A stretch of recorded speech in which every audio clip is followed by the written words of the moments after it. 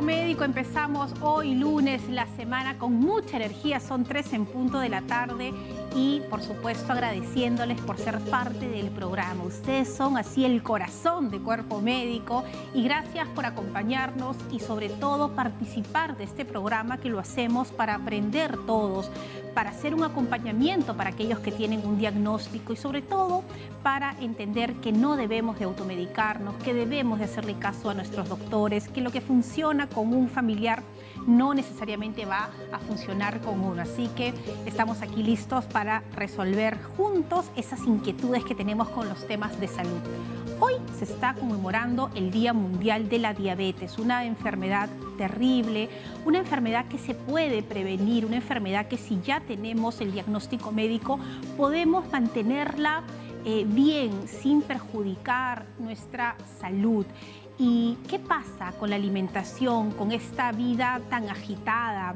Las mamás nos encargamos muchas veces en varios hogares de planificar el menú semanal, pero a veces no tenemos tiempo y ya ponemos algo a la sartén, unas papitas fritas, ya un pollito frito.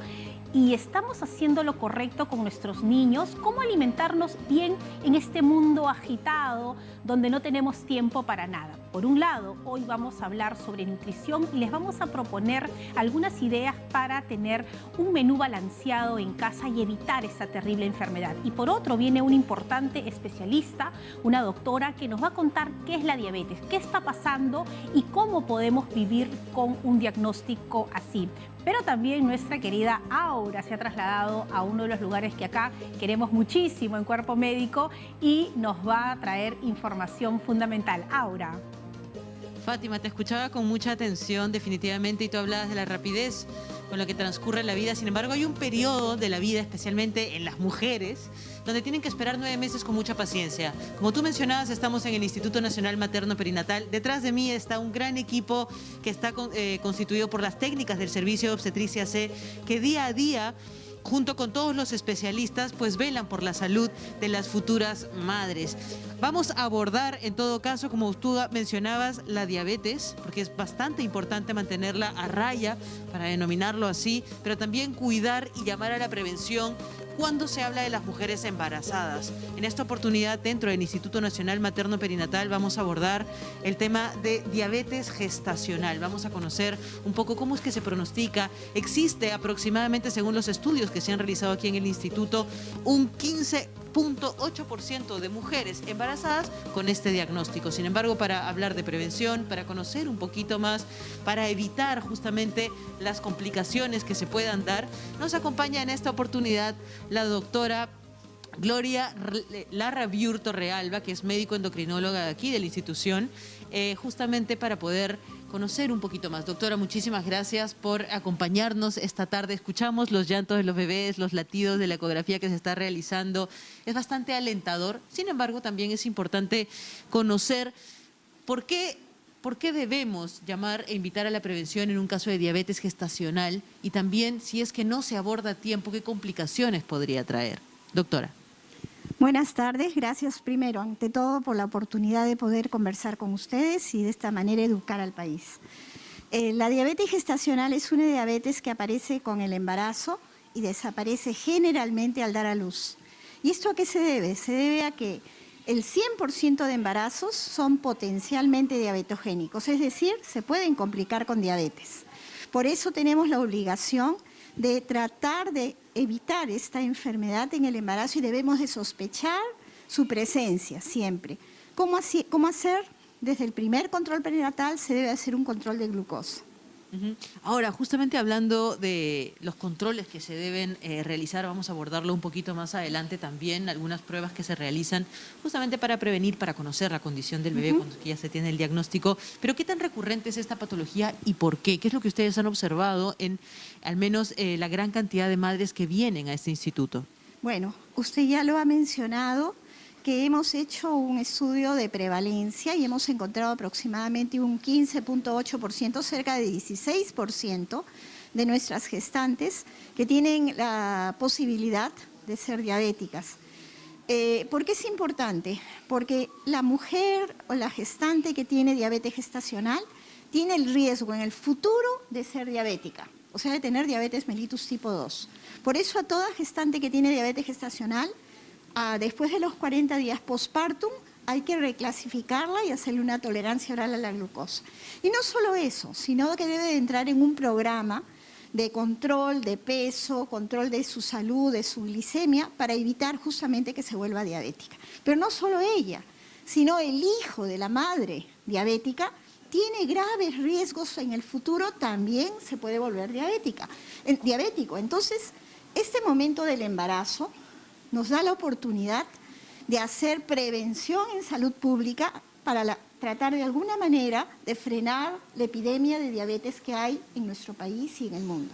Bien, y a mí me gustaría un poco abordar, doctora, el tema sobre la alimentación. Fátima sé que va a hacer algunas recomendaciones en torno a la diabetes, sin embargo, muchas veces cuando las mamás empiezan este proceso de embarazo tienen que comer por dos, ¿no? No, eso no es cierto. O sea, eso es lo que normalmente se menciona. Y es más, se atiende a este tema de los antojos, de pronto se vuelven un poco más descuidadas en el tema de la alimentación, pero no debería ser así, ¿correcto? Entonces, ¿cuáles serían las recomendaciones desde su rubro, justamente hilando un poco el tema de la prevención contra la diabetes? Bueno, hemos encontrado, porque no todas las mujeres hacen diabetes gestacional, sino porque cerca de ese 16% hacen diabetes gestacional. Porque existen lo que se llaman factores de riesgo, o sea, factores que predisponen a la gestante a desarrollar la diabetes gestacional. Entre ellos está el sobrepeso y obesidad. Otro es la herencia, el factor familiar en primer grado, si es que papá, mamá tienen diabetes. Pero sobre todo el sobrepeso y obesidad. Entonces, toda gestante que inicia un embarazo debe de ser controlada en el peso, hay que controlar el peso al inicio del embarazo y hay que hacer un cálculo de recomendación de cuánto es el peso que debe de ganar en el embarazo. Recordar, si la mujer tiene sobrepeso u obesidad, no debiera de ganar más de 7 kilos en el embarazo. Pero hay que recordar que en el primer trimestre muchas mujeres no ganan peso, sino más bien lo pierden. Entonces, aquella mujer que comienza a comer demasiado en el primer trimestre y gana mucho peso, va a tener problemas, porque posteriormente, en el segundo y tercer trimestre, de forma natural, el organismo va a tender a ganar peso. Entonces, se va a acumular el peso y esto va a ser ya un problema que puede predisponerla a la diabetes. ¿Qué recomendaciones hay? Las recomendaciones de alimentación son: tampoco se debe de hacer dieta. Las dietas que son muy bajas en calorías pueden llevar a una gestante a hacer lo que se llama cetosis, que puede producir daños al cerebro y al desarrollo del bebé. ¿Qué problemas tiene la mujer con diabetes gestacional? Tiene riesgos para sí misma y riesgos para su bebé. Entre los riesgos que tiene para sí misma, por ejemplo, es la preeclampsia, que es la principal causa de muerte materna en nuestro país. Está el polidrácnios, el bebé puede nacer con malformaciones congénitas. Y uno de los problemas más grandes quizás es que sea muy gordo, sea macrosómico y se pueda morir en las últimas semanas dentro del vientre materno. Bien, esos son algunos de los riesgos que vamos a abordar un poquito más adelante en la siguiente área también que vamos a conocer. Sin embargo, para cerrar y ya poder pasar contigo, Fátima, signos o síntomas que debemos tener en cuenta. Usted mencionó algunos, sin embargo, creo que podemos hacer hincapié para que las personas que nos estén observando siempre queden pendientes a la prevención. Bueno, mayormente síntomas no hay muchos, porque no es mucha hambre, sino el peso. El control del peso es fundamental, pero también uno de los problemas es cuando le hagan una ecografía, por ejemplo, que en la ecografía se vea que el bebé está muy grande. La curva de crecimiento fetal, que lo vamos a ver después, posteriormente, podemos observar que los bebés están creciendo mucho. Eso se llama macrosomía. Entonces, la ecografía tiene que estar muy bien hecha. Muy bien. Y afortunadamente nosotros tenemos aquí un servicio magnífico para controlar eso. Importante hablar también sobre cómo esta institución está equipada. Sabemos que ha recibido un gran reconocimiento en el transcurso de este año como uno de los 8 mejores institutos equipados para poder atender a los recién nacidos. Así que siempre va a ser un gran referente el Instituto Nacional Materno Perinatal. Sin embargo, doctora, vamos a trasladarnos a otro lugar importantísimo también, el área justamente fetal, para ver un poco los procesos de las ecografías. Sin embargo, Fátima, hablemos de diabetes. Este programa está dedicado a la diabetes. Tienes un gran especialista que te acompaña el día de hoy. Así que importante poder llamar e invitar a la prevención justo hoy día lunes? Fátima. Bueno, hemos estado muy atentas y yo debo contarles que mi segundo hijo nació con 4 kilos 320 y eso generó una alarma total. Y aquí conversando en el estudio también con nuestra invitada, que ahorita se las presento, me decía, bueno, eso ya significa que podrían haber problemas si no nos cuidamos de diabetes. Así que vamos a estar muy atentos porque en el embarazo a veces las abuelas nos dicen, uy, tienes que comer por 2. No, todos los antojos, no importa, alimentas al bebé. Eso no es cierto. Tenemos que alimentarnos correctamente para no tener estos problemas. Hoy estamos conmemorando el Día Mundial de la Diabetes y para eso tenemos a una importante especialista en el set. Quiero darle la bienvenida a la doctora Elizabeth Salzavilca. Ella es jefa del Servicio de Endocrinología del Hospital Nacional Alberto Sabogal Sologuren de eSalud. Doctora Salzavilca, un placer tenerla acá para hablar de este tema que hablábamos antes de empezar el programa, las cifras en eSalud con pacientes diabéticos ha aumentado. Ha aumentado un promedio de 15% en relación al año anterior, ¿no? Y el aumento es mayor desde la época de la pandemia. Es mayor. ¿La pandemia jugó en contra para tener mayores pacientes con diabetes? Este estilo de vida sedentario, el no salir de casa, el estar ansiosos y comer, ¿incrementó el número de pacientes? Claro, como dice, la génesis de la diabetes es la obesidad, el sobrepeso.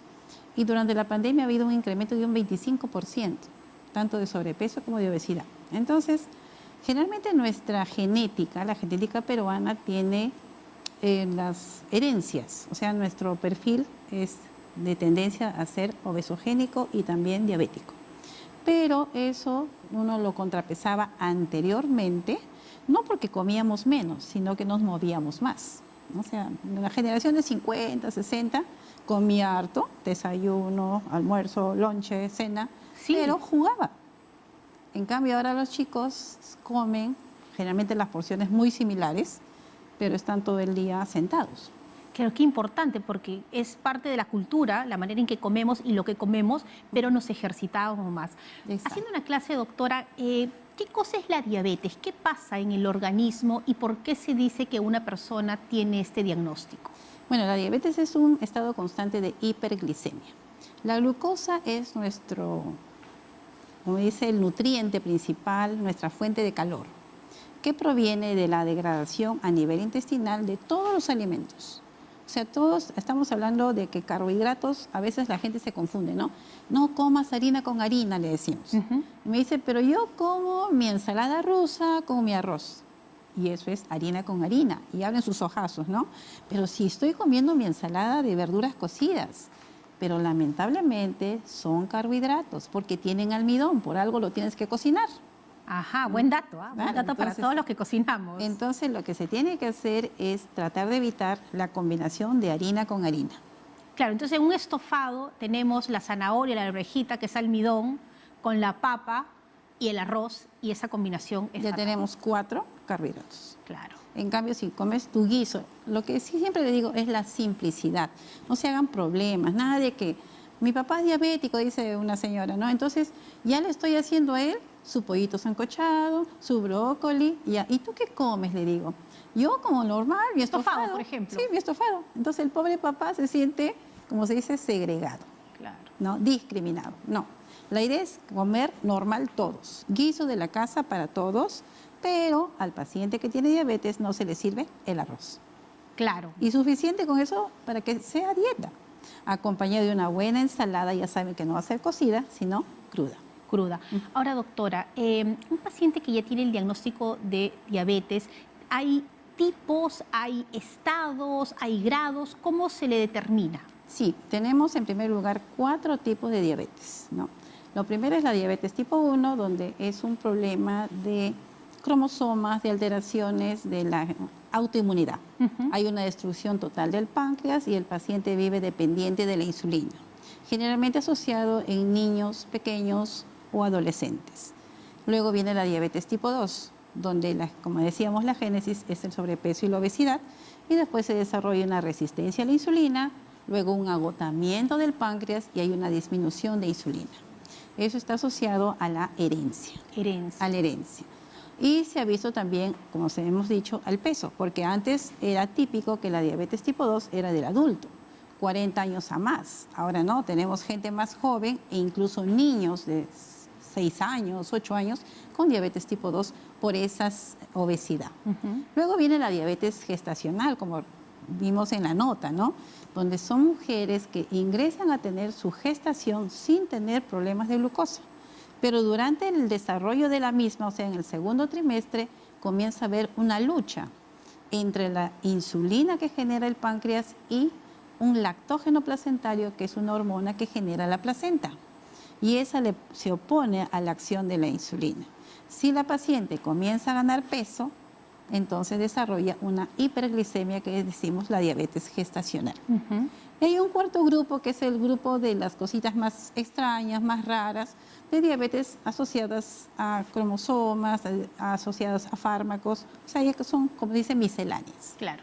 Bueno, vamos a continuar hablando sobre la diabetes y la doctora Salsavilca se queda con nosotros para responder todas sus preguntas. Ya están las líneas telefónicas abiertas, nuestro equipo de producción preparado para recibir todas sus consultas. Hoy hablando sobre diabetes. Una pausa, regresamos con más.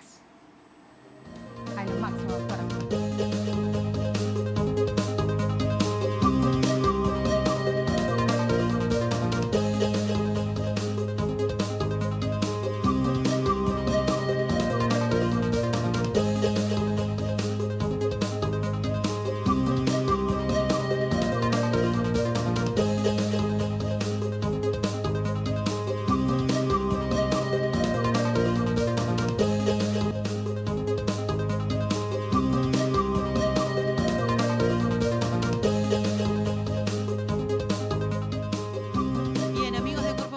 Seguimos desarrollando información importantísima ahora que nos encontramos justo en el Día Internacional de Lucha contra la Diabetes, y nosotros aquí desde el Instituto Nacional Materno Perinatal estamos abordando la diabetes gestacional. Es importante hacerle un seguimiento y poder invitar a la prevención justamente cuando una mujer se encuentra a puertas de traer una nueva vida, y también así para asegurar la salud de ambos implicados, madre y futuro hijo.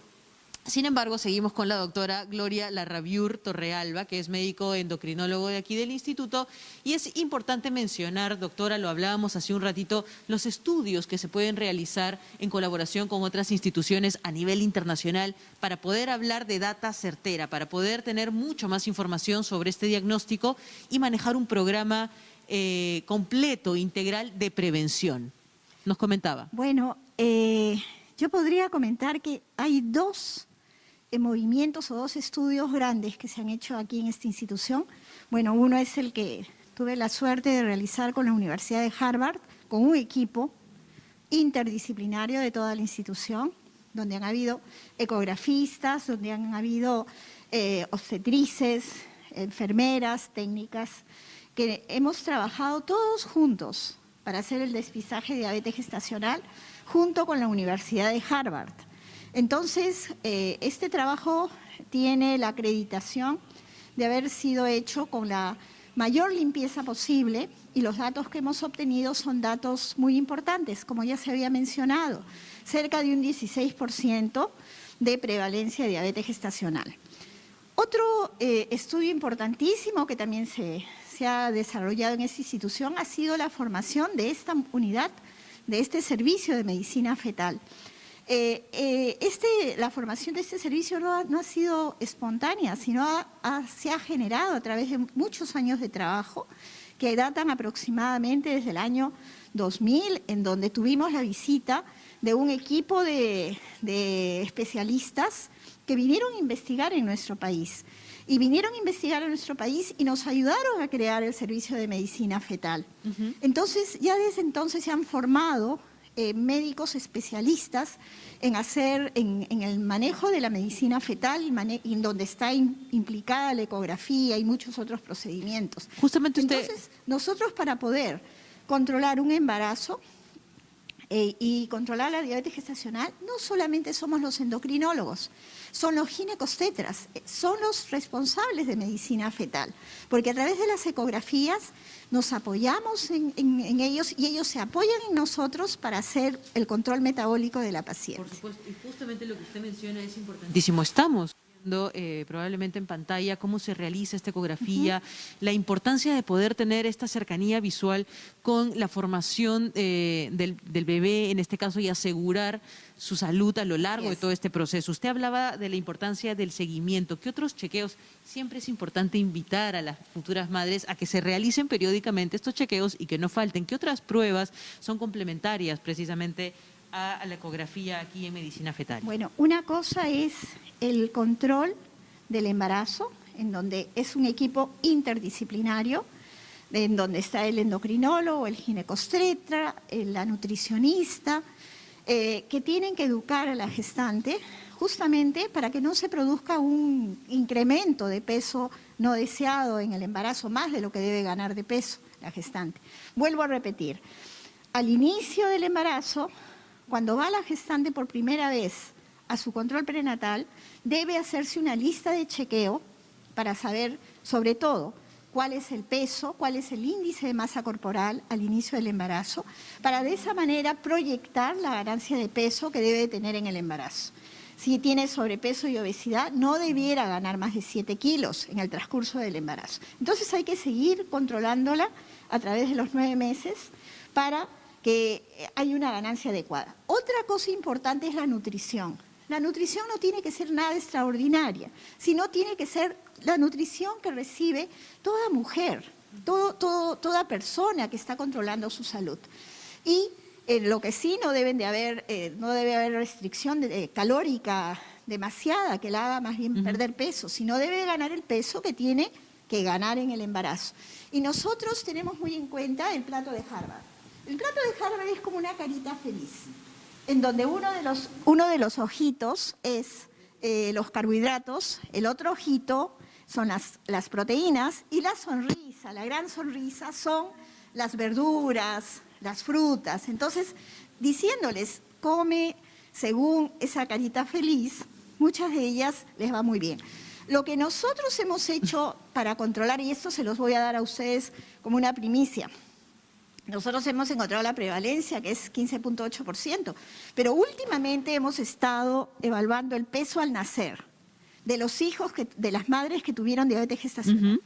Y si bien uno de los marcadores de diabetes gestacional, que se asocia mucho con diabetes gestacional, es la macrosomía o el peso mayor de 4 kilos, nosotros hemos encontrado en nuestras pacientes que hicimos el despistaje y que las pusimos en un programa educativo de control de la alimentación, de automonitoreo de su glucosa, hemos encontrado la frecuencia de macrosomía semejante a la de la población general. Entonces, algo bueno hemos hecho con ese programa. Ese programa es útil, nos permite controlar la macrosomía, que es uno de los indicadores de diabetes gestacional o que se relaciona con diabetes gestacional. Doctora, definitivamente podríamos quedar escuchándola porque hay mucha información de por medio, hablar justamente del proceso de embarazo, gestación, las complicaciones que puede traer, los estudios que se pueden realizar, es bastante importante. Agradecemos desde ya su tiempo, toda la información que ha compartido con las personas que siguen este programa Cuerpo Médico, que siempre busca invitar a la prevención. A todas las mamás que están justamente en este proceso de gestación, pues acudan a hacerse sus chequeos, manejen la prevención, cuiden su alimentación y sobre todo, pues si es que tienen un diagnóstico de diabetes gestacional, hagan el seguimiento adecuado. Y si me permites, algo último. Una cosita, siga. Aprendamos a comer. No necesitamos comer comida extraordinaria, sino saber cómo comer. Por ejemplo, es importante, comer pescado 3 veces por semana, pero no pescado frito, por ejemplo. Muy bien. Doctora, justo voy a agarrar lo que usted acaba de mencionar porque Fátima está ahí con un despliegue de comida para poder hablar de alimentación adecuada, de recomendar una alimentación ideal para la vida en general, porque la nutrición, como también es uno de los pilares de este programa, pues previene muchísimas enfermedades. Así que muchísimas gracias, doctora Gloria Larrabí Torrealba, que es médico endocrinóloga de aquí del Instituto. Agradecemos toda la disposición siempre del Instituto Nacional Materno Perinatal. Nosotros nos despedimos, pero Fátima, hay mucho por desarrollar y esa mesa que te acompaña pues se ve bastante colorida. Fátima. Bueno, así es, me encuentro yo con la licenciada Lorena Lozano, ella es nutricionista de eSalud y justamente estábamos hablando sobre cómo alimentarnos. Lorena, bienvenida, y aquí nos has presentado una mesa para un paciente que sufre de diabetes, pero que también yo la veo como para cualquiera de nosotros. Así es, muchas gracias a todos por la invitación. Los nutricionistas de eSalud estamos muy preocupados porque, como ya lo han mencionado, ¿no? Y podríamos empezar que lo ideal es individualizar cada caso, ¿no? Porque para dar las recomendaciones tenemos que tener en cuenta la edad, su situación, ¿no? Si es una gestante, si es un joven deportista, entonces podemos ir adaptando la dietética, ¿no? Pero vamos a empezar, por ejemplo, con un desayuno. Por eso desde aquí hacemos un llamado que apenas usted se entere que está embarazada, así como va al ginecólogo, tiene que ir a un nutricionista para que los acompañe en todo este proceso del embarazo. Acá tenemos un desayuno con ciertas características. Así es, ¿no? Este desayuno lo que trata de controlar es el aporte de carbohidratos. ¿Para qué? Para que esa glucosa se mantenga en niveles controlados, ¿no? Aquí lo que tenemos, la primera opción es nuestra bebida de quinoa, ¿no? Ya que si bien es cierto aporta carbohidratos, pero también aporta fibra, lo que va a ayudar a regular esta absorción del Si no es quinoa, ¿con qué la podríamos reemplazar? Podría ser avena. Ajá, podemos tomar quinoa o avena y la acompañamos de proteína que estamos viendo aquí, que son los huevos. Así es, ¿no? Un omelette de verdura, que es una forma de añadir los vegetales. ¿Por qué? Porque la fibra también, como lo he mencionado, tiene que estar presente en cada comida, desayuno, almuerzo y cena.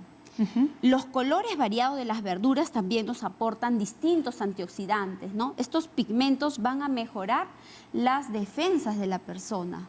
Y además es buenísimo, uno se lo puede hacer hasta con lechuga y funciona maravillosamente. Entonces tenemos la proteína con las verduras, pero también vemos que hay fruta. Así es. En cada comida estamos recomendando entre 1 a 2 porciones de frutas, ¿no? La cantidad de fruta va a variar de acuerdo al tipo, ¿no? Por ejemplo, aquí tenemos la fruta papaya picada. La papaya es una fruta que tiene bastante agua. Entonces, y con pepitas. Así es el truco, ¿no? Aquí tenemos las semillas de linaza, ¿no? Que nos van a aportar ácidos grasos esenciales, ¿no? Muy bien. ¿Y este pancito con aceitunas también se acompaña o es como un plan B? Podríamos ir regulando, ¿no? Por ejemplo, hay personas, por ejemplo, si hablamos de las gestantes, ¿no? Si es una gestante con una talla pequeña, ¿no? Menor al 1,57 m, entonces tenemos que controlar su ganancia de peso. Entonces, claro, de repente... Un día podemos tener huevos, otro día podríamos tener las aceitunas. En el caso de grasas, sí, podríamos ir intercambiando, pero en el caso del pan podríamos ir regulando, ¿no? Si es quinoa, de repente ya no poner incluir el pan, dependiendo de las necesidades de cada persona. Muy bien, y acá nos vamos a un almuerzo. Justamente Lorena tiene una tabla de cómo deberíamos armar un plato y lo estamos viendo acá, ¿no? Las ensaladas, acá tenemos este plato de ensaladas que está muy colorido con palta, beterraga, zanahoria y lechuga. Y luego tenemos la proteína, tan importante que una recomendación es el pescado. Así es. Una forma práctica, básica de ir aprendiendo a cómo servir nuestro almuerzo es utilizando el modelo del plato saludable, ¿no? El plato saludable incluye la mitad del plato, ¿no? Vegetales, verduras, de preferencia ensaladas frescas, porque son las verduras frescas las que más fibra nos aportan, aportan bastante agua y muy pocos carbohidratos, ¿no? El otro cuarto del plato es importantísimo incluir los alimentos proteicos, es decir, los cárnicos, ¿no? El pescado 3 veces a la semana, de repente si es una gestante, también podría ser alimentos ricos en hierro, como el hígado, el vaso, la sangrecita. Y si no me provocan las carnes, podría reemplazarlo por huevo. Algunos días de la semana podríamos hacer intercambio del cárnico con huevo, así es. ¿Este modelo también lo repite en la comida o ya tiene que ser menos? Definitivamente el modelo, o sea, el servido, vamos a guiarnos de esta base, ¿no? Pero en almuerzo y en cena las cantidades, claro, definitivamente no van a ser las mismas, ¿no? Siempre en la noche podríamos recomendar un poco menos del aporte de carbohidratos. Y además acá vemos a esta manzanita que nos dice que podemos consumir una fruta, siempre nos provoca un dulcecito luego de almorzar y de comer. Y acá tenemos mandarinas para la comida, por ejemplo, y acá en el almuerzo tenemos pues aguaymanto con fresas y kiwi. Así es, no hay fruta prohibida, lo que hay hoy en día Miren esto, les vamos a enseñar lo que hay. es la recomendación de fruta A ver, vamos a poner esta, ahí está. de acuerdo a su aporte de carbohidratos, O sea, ¿no? este plato de sandía está perfecto, pero si yo me refiero a una uva borgoña, tiene que ser un ramo pequeñito, la mitad de un plátano y miren el mango con la piña, cómo se diferencia. Entonces podemos comer todas las frutas, Así pero es. ahora, Lorena, yo quiero algo pues que me digas. Uno cuando está embarazada le da antojos, le provoca una tortita de chocolate, un flancito. ¿Cómo hacemos para combatir esos antojos? ¿Qué nos recomiendas? Bueno, lo que yo recomiendo es a estos postres incluir las frutas, Ajá. los frutos secos, también como aquí tenemos, ¿no? Como un snack. Podríamos también incluir el yogur griego, ¿no? Son opciones para ir variando, pero lo que sí debe quedar claro que diariamente no nos debe faltar las porciones de frutas y verduras. Y como bien lo mostrábamos aquí, ¿no? No hay fruta Prohibida. prohibida, Sí, del sino tamaño. tiene que ser medida. Ahora, acá Lorena nos dice, hay que preparar una chichita morada sin azúcar, no acostumbrarnos al dulce, a las stevias, y ponerle bastante piñita, de repente canela, clavo, y ya le da un manzana, así es. Lorena, las recomendaciones finales, ¿cuáles serían? Primero, dirigirnos a todos nuestros pacientes, a nuestra población, a que puedan planificar su menú de la semana, ¿no? Tener en cuenta su lista de compras del mercado. ¿Por qué? Porque si no tenemos los alimentos variados, vamos a caer en la comida rápida, en las frituras. Planificar el menú. Así es, hay que planificar el menú, hay que buscar la diversidad de todos los grupos. Como vemos aquí, están participando frutas, verduras, grasas saludables, aceitunas, palta, los cárnicos, ¿no? Y también definitivamente controlar el consumo de los carbohidratos, cereales, tubérculos como arroz, fideo, papa, sí impactan rápidamente sobre nuestra glucosa. Bueno, y además las cifras son terribles. Más o menos me estaban contando que al mes tienen nuevos casos de diabetes. Estamos hablando de un promedio de 2.000 a 2.500. Y eso es porque nuestro estilo de vida y nuestra alimentación no está siendo cuidada. Y a las madres embarazadas, por favor, vayan a la nutricionista para cuidar ese embarazo y no tener problemas, como bien ahora lo mencionaba Aura. Licenciada, le agradezco muchísimo, hemos aprendido un montón y recuerden que en Salud siempre tenemos a los mejores especialistas para que nos acompañen. Nos tenemos que ir a una pausa, gracias por habernos acompañado. Regresamos con más, hoy hablando sobre diabetes. Ya volvemos.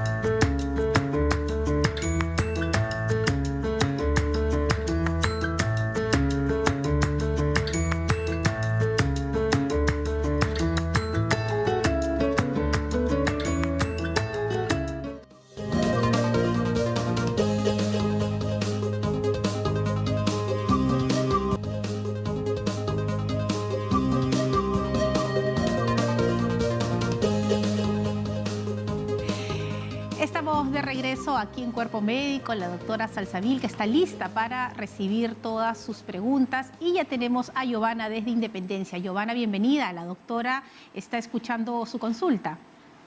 Señorita, muy buenas tardes. Mi consulta es con mi papito que tiene 77 años y le he sacado su prueba y tiene diabetes glicosinada número 8.2. Ya. ¿Cómo debo hacer para que lo baje? ¿Qué debe comer? Muy bien, vamos a preguntarle a la doctora Salsabilca. Bueno, me dice de que es su papá, ¿no? Sí, 77 años. 77 años, es un adulto mayor y tiene una glicosilada de 8.5. 5. Bien, la hemoglobina glicosilada nos indica el grado de que la diabetes pueda dañar al cuerpo. lo ideal es el 7%, pero hay que tener en cuenta algo muy importante, que es la edad. No es lo mismo tener un paciente de diabetes con 20 años, 40 años, 60, 80. Los márgenes o las metas son distintas. Un joven tiene que tener 6.5, uno de mediana edad 7%. Y un adulto mayor de más de 70 años puede tener tranquilamente 8 o hasta 8.5%. ¿Y por qué se da esa diferencia? Esa diferencia se da porque uno va viendo la expectativa de vida del paciente y lo que complica, lo que dice las neuropatías, retinopatías, o sea, todas las complicaciones tardías de la enfermedad. Para que un paciente diabético tenga complicaciones tardías, tiene que tener un aproximado de 15 años. Entonces, si yo tengo mi paciente diabético con 30 años, sé que si no tiene una glicosilada de 7 o de 6.5, en 15 años va a tener una alteración. Pero ¿Va subiendo? Claro, o sea, se va dañando, ¿no? La glicosilada. Pero si tenemos un adulto mayor, cuya expectativa de vida pues no va a ser 15 años, será pues 10 años, entonces se le da más libertad.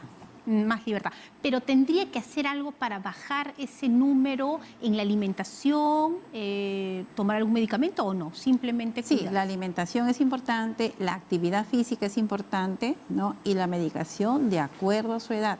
O sea, un adulto mayor tiene que tener su médico de cabecera, porque si le damos un medicamento que todo el mundo toma, puede tener complicaciones por las reacciones adversas de ese medicamento. Muy bien, y no le voy a poner una dieta así de pollo sancochado con lechugas porque no la comen, no les gusta. La misma comida como la doctora nos estaba diciendo y también la nutricionista, hoy hemos estado con la licenciada Lorena, que hay que balancear. Hay muchas cosas para que coman rico, pero cuidando los carbohidratos. Vamos, doctora, con otra llamada. Está Juana desde el Callao. Juana, bienvenida. Escuchamos su consulta. Buenas tardes. Yo llamo ya muy preocupada, señorita, porque mi hija le hicieron un examen y le salió que le hicieron comer un chocolate, le hicieron prediabetes. Después, pero la dieta que le dieron ya fue extrema, ya prácticamente para mí la mataban de hambre. Entonces cambié de clínica y la mandé a otra clínica y me dijeron que estaba en el límite, pero de todas maneras que era prediabetes.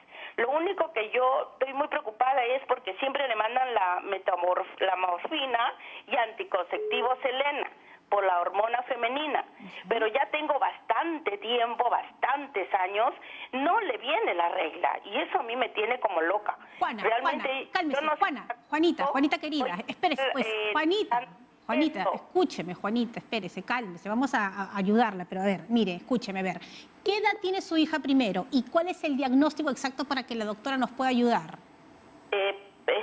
Ella ahorita ha cumplido recién 27 años. Muy bien, ¿a qué edad le diagnosticaron la diabetes y qué exactamente le dijeron? Prácticamente ella hace como ya 8 años. 8 años, muy bien. ¿Y le dijeron qué tipo de diabetes tenía, se acuerda? Sí, primero, pues como le digo, primero le dijeron Prediabetes. Prediabetes. Ya. Y después le mandaron una serie de cosas que casi mi hija la matan de hambre, entonces yo la cambié a otra clínica y ahí Sí. me dijeron que estaba en el límite para tener prediabetes y que le quite las harinas, pero que tenía que darle morfina y anticonceptivos porque tiene ovario poliquístico. Ya, muy bien. Ya le hemos entendido, Juanita. No se preocupe, acá la doctora nos va a dar alguna solución. ¿Qué hacer con esta paciente, doctora? A ver. Y esa es una gran población, ¿ah? O sea, una patología asociada al sobrepeso y la obesidad es el síndrome de ovario poliquístico. Como dice la mamá, ¿no? Mi hija no regla, años que no regla. ¿Y por qué no regla? Por la insulina alta. ¿Y por qué se sube la insulina? Por el peso.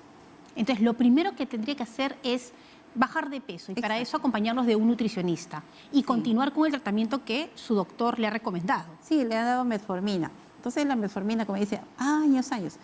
La metformina se usa mientras el paciente está en el proceso de bajar de peso. Muy bien, entonces acá la recomendación es que la hija de Juana tendría que bajar de peso, Exacto. no nos dijo el peso, pero esa es la recomendación y de esa manera va controlando los niveles y posiblemente deje el medicamento. Sí, la metformina sí, y incluso también le dan anticonceptivos para que regle, ¿no? Entonces, mientras está usando la pastilla, regla sí o sí, Claro. pero deja la pastilla y puede ser que ya no regle por el peso. Entonces, Pero el peso es acá fundamental. ese es el peso. Ahora, ¿cuánto es el peso? Para la edad media de ella de 27 años, 27 es años. peso, talla iguales. Tengo 1,55 m, 55 kilos. 55 kilos. Ah, miren, el dato que nos acaba la doctora, peso y talla igual. Si mide 1,55, 55. Si mide 1,60, 60. Muy bien. Vamos con más llamadas. Está Carlos desde Los Olivos. Carlos, bienvenido. Estamos aquí para escuchar su consulta. Buenas tardes, Fátima. Buenas tardes, doctora. Buenas tardes. Mi consulta radica de que yo el año pasado tuve COVID. Estuve internado y cuando me dieron de alta, me diagnosticaron que tenía diabetes. Ok. Yo no tengo antecedentes familiares. Y el doctor me aceptó que tomara metformina. Pero cuando iba al hospital, entonces enfermeras me dijeron que la metformina es peligroso porque es cancerígeno. Ahí radica mi preocupación. A ver, Carlos, ¿usted qué edad tiene? ¿Cómo? ¿Usted qué edad tiene? 62. 62. ¿Y entonces dejó de tomar la pastilla? Sí, dejé de tomar porque me dijeron que era Cancerígena. ¿Y usted ha vuelto a hacerse un control con el doctor? No, ya no volví con ese médico. Ya. ¿Y cuánto pesa usted, Carlos? Yo pienso 74. Muy bien. A ver, vamos con la Muy doctora. amable, gracias. Doctora, ¿hay Puntos alguna importantes. relación? Puntos importantes. A El ver. primer punto importante es cierto. Hay asociación entre COVID y diabetes. Ok. Pacientes que no han tenido ni siquiera papá o tíos diabéticos, pero pareciera que ese virus despertara cierta resistencia a la insulina, una alteración entre el trabajo del páncreas e hígado. Y ya, se alteró y se me quedó diabético. Primer punto, sí existe, o sea que es diabético. Segundo punto, hay muchas publicaciones en internet que hay que tomarlo con pinzas. Hay cosas ciertas y hay cosas no ciertas. Eso de que la metformina cause cáncer no es cierto. No es cierto. No es cierto, esos son estudios aislados. Para que una noticia cale en la comunidad médica y lo tomemos como verdad, tiene que ser un estudio bien diseñado, con muchos pacientes, aleatorizado, con muchos centros. Eso de ahí, olvídense, no da cáncer. La metformina tiene 60 años en el mercado, 60 años. Y nada que ver. No hay ni siquiera predisposición. Lo que sí hay y existe es que la metformina puede causar disminución de la vitamina B12 en pacientes mayormente ancianos. Entonces, la recomendación, tengo a mi papá diabético, le pido al doctor, ¿y cómo está su vitamina B12? Ya, entonces se le dosa y no se retira el medicamento. ¿Y qué simplemente problemas se le tengo dosa con la falta vitamina. de B12? La B12 nos ayuda en lo que es la motilidad muscular, Ah, la importante. fuerza. Entonces, está cansado, me canso. Entonces, B12. Eso hay que sospechar en un paciente diabético. Bueno, pero no deje de tomar el medicamento entonces y en todo caso vuelva si siente algunos síntomas de cansancio para que su médico le recomiende la vitamina B12. Vamos con Catalina en San Juan del Urigancho. Catalina, bienvenida. La doctora Salsamilca está aquí para escuchar su consulta. Sí, buenas tardes. Yo salí embarazada a los 28 años. Y bueno, tuve complicaciones y me detectaron que tenía diabetes gestacional. Ya, yo empecé a usar la insulina porque me la recomendaron hasta que mi hija naciera. Ahora estoy con mi segundo embarazo, tengo 31 ahorita y me han detectado nuevamente la diabetes gestacional. Yo me estoy haciendo un control periódicamente y mi glucosa, todo eso ha estado normal. Y otra vez me han detectado eso. ¿Es necesario seguir nuevamente con la insulina o tendría que esperar una recomendación de endocrinología para saber qué tratamiento llevar ahora nuevamente? Muy bien, Catalina, qué buena pregunta. No, sí, tienes que ir necesariamente a un endocrinólogo, ¿no? O sea, un paciente con diabetes gestacional, una paciente con diabetes gestacional, primer punto es su tratamiento dietético e higiénico dietético. O sea, tiene que ser un poco de actividad física, caminatas, no ejercicios extenuantes y una alimentación tal como nos dijo la nutricionista, ¿no? Sí, comer de todo, combinado bien, pero no harina con harina. Y que tenga así su buena cantidad de proteínas porque está en plena gestación. Luego, si eso no nos ayuda y la glucosa sigue alta, vamos a ver a la paciente. Si es una diabética gestacional delgada, tenemos que usar insulina. Si es una paciente gordita, usaremos metformina, que es un fármaco que está aprobado para la diabetes gestacional. Entonces, si fueras gordita y te damos metformina y no mejoras, ahí entra la insulina. Pero hay que ir al endocrinólogo para que... Es que tenemos que tener unas glucosas perfectas. ¿Por qué? ¿Cuál es el quid del asunto de la diabetes gestacional? Eso para todas las gestantes. ¿Qué cuida la mamá? Al hijo, ¿verdad?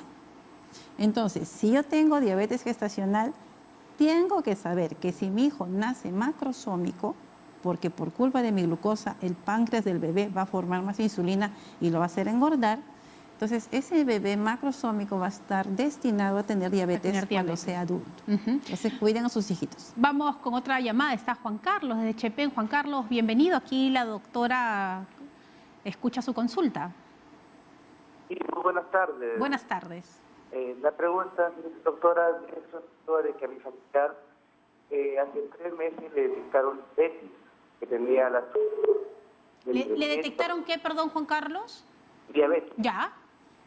Porque tenía el azúcar muy elevada, 350. Pero la pregunta es, doctora, inmediatamente el endocrinólogo le recetó lo que es insulina y unas pastillas, y entonces mediante las tomas que lo hago diariamente o dejando un día, su azúcar es controlada 90, 100, y es necesariamente un motivo que siga usando la insulina. A ver, vamos a escuchar. A ver, la insulina es la que viene en frasco, tan igual como la hormona que produce nuestro cuerpo. Es la mejor medicina. No le tengan miedo, bien usada es excelente, pero sí tenemos que saber usar. Lo más probable es que a su familiar, cuando le diagnosticaron diabetes, es que estaba bajo de peso.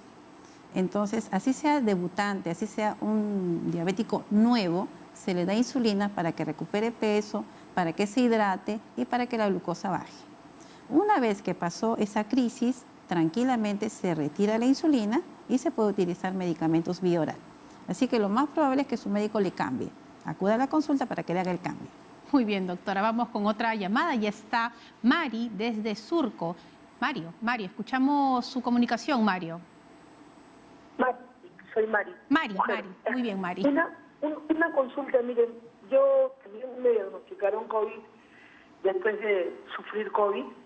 Ya llevo 1 año de tratamiento. Yo tomo Galbus-Med, pero cuando me hacen mis chequeos cada 2 meses, me dicen que está bien, que está controlado, que salgo 96 de azúcar. Todo. Mi pregunta es, ¿algún día voy a poder dejar de tomar esta medicina o ya voy a ser diabética para toda la vida? Muy bien, Mari. Vamos con la respuesta. Bueno, sí, de que eres diabética para toda la vida, sí, Mari.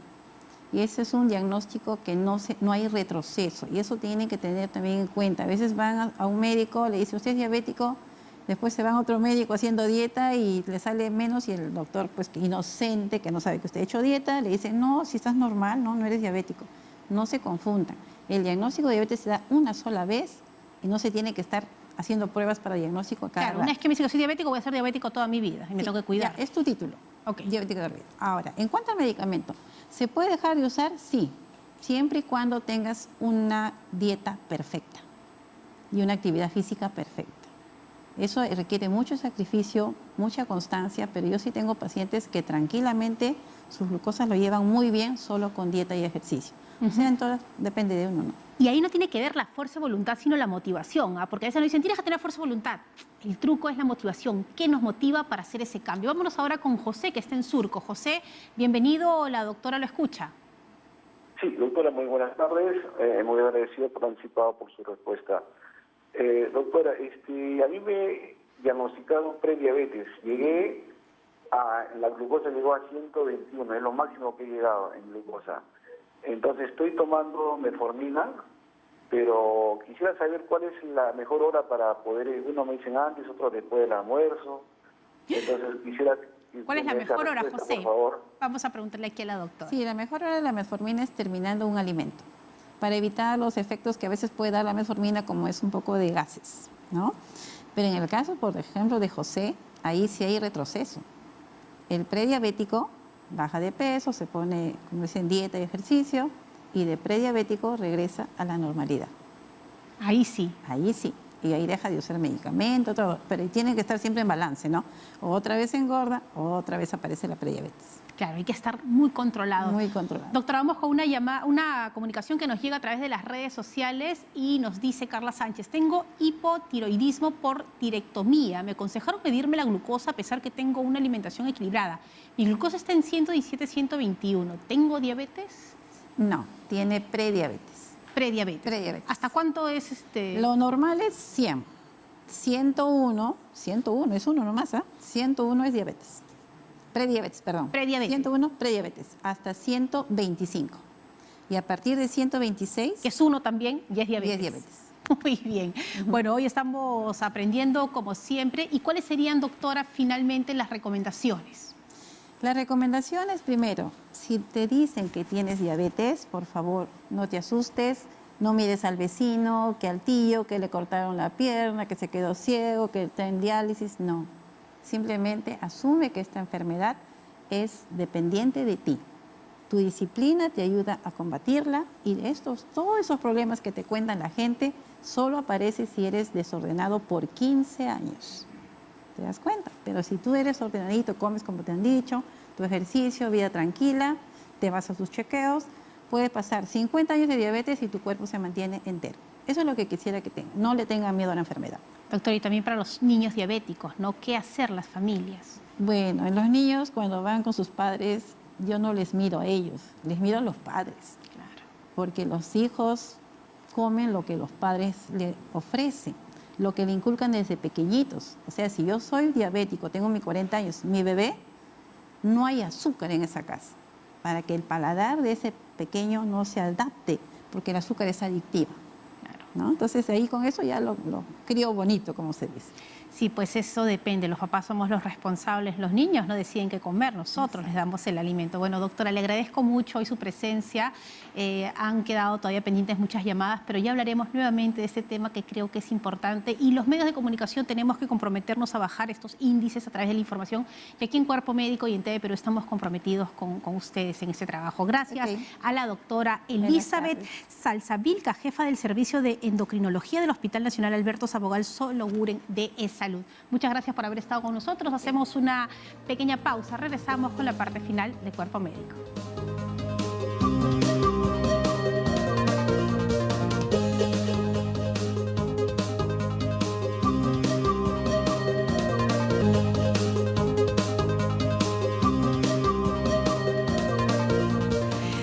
Terminamos el programa. Hoy hemos aprendido muchísimo sobre la diabetes y además la importancia ahora de la gestación, cómo debemos de cuidar para no tener este diagnóstico que complica mucho el parto. Bueno, lo importante, Fátima, así como mencionas, es poder tener instituciones que puedan velar justamente por este periodo tan importante que es el periodo de gestación y que puede traer un riesgo tanto para la madre como para el niño. Entonces hay un proceso, hay un seguimiento, hay una investigación de por medio y el Instituto Materno Perinatal pues tiene toda esa data y a los profesionales adecuados. Entonces creo que es eso, hay que estar prevenidos para evitar lamentaciones, especialmente con la diabetes. Ustedes lo han mencionado a lo largo del programa, es una enfermedad que puede traer muchísimas complicaciones o ser detonante de otras tantas, ¿no?